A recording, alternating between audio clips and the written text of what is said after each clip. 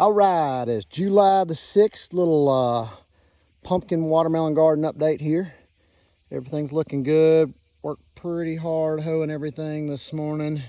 Got a row of zinnias right there about to come up. Just thought we'd kind of do a little walkthrough, talk about some of our tools and how it's going. On this row, we have Cinderella pumpkins going all the way down. This row, we have Mustang hybrids, followed by Jester hybrids.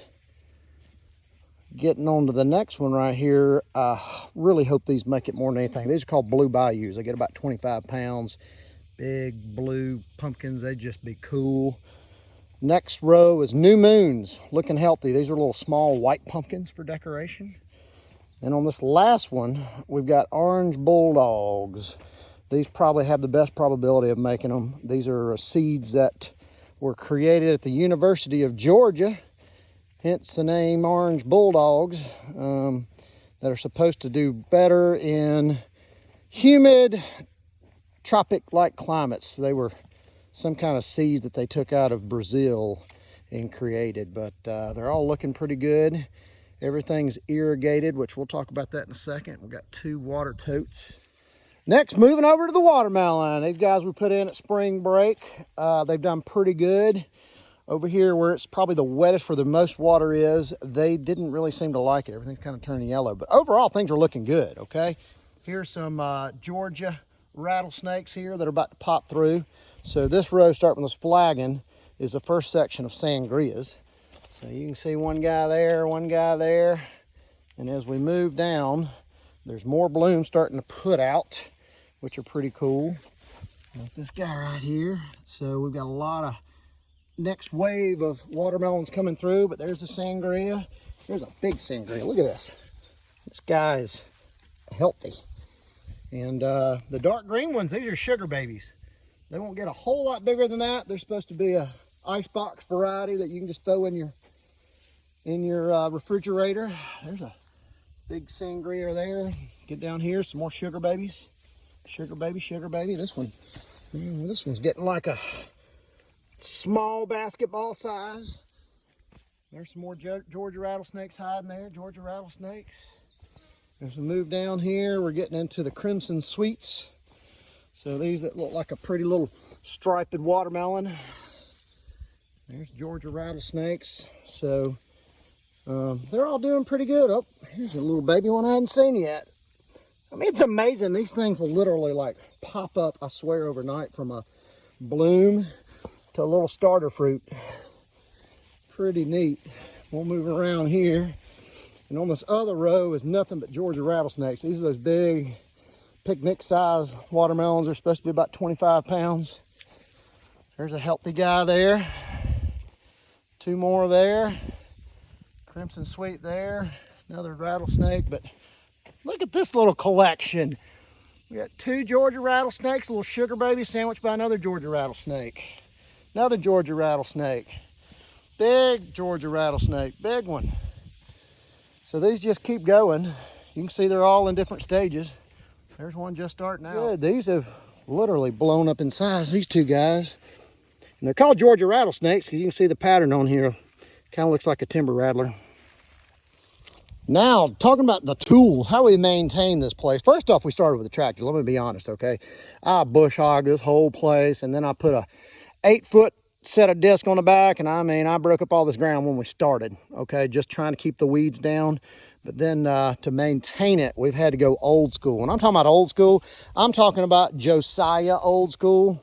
The Amish made these 2 utensils right here. I got these from Hoss Tools and Garden Seed Company over in Georgia, and I love them. And the reason I call this Josiah, quick little fact, if you go out through the woods here and you go about 300 yards, you'll be down in the river. And this is a big bluff right here. You can kind of see over there in the distance. And there was a fellow named Josiah Carney that founded this area. It was a fortress that he created.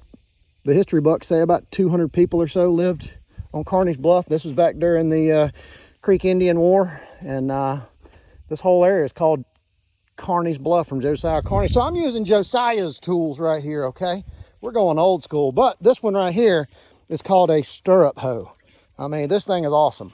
I wish I'd have known about this one as a kid, but it oscillates back and forth like this, and you can push it, and look how it cleans that ground. You go back and forth like this, and I mean just cleans it up quick. Got a real sharp blade on here that you can sharpen up. Look, there's a logo there. Haas Tool Companies. All right, the next one. I'd never heard or seen one of these until I went down a YouTube rabbit hole.